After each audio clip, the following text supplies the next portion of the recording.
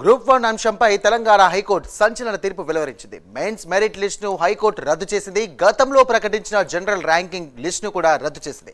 అలాగే group 1 mains జవాబు పత్రాలను 8 నెలల్లో రీవాల్యుయేషన్ చేయాలని ఆదేశించింది.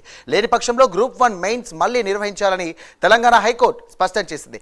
వాల్యుయేషన్లో అవకతవకలు జరిగాయని హైకోర్టులో అభ్యర్థులు పిటిషన్ దాఖలు చేయగా తుది తీర్పును నేడు వెల్లడించింది.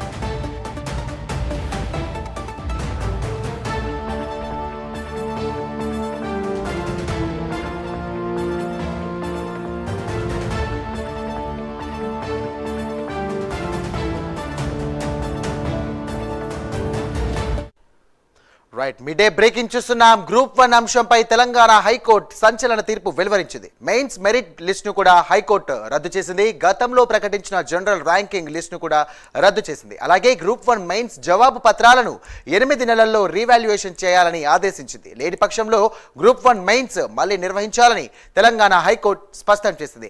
వాల్యుయేషన్లో అవకతవకలు జరిగాయని హైకోర్టులో అభ్యర్థులు పిటిషన్ దాఖలు చేశారు. తుది తీర్పును నేడు వెల్లడించింది.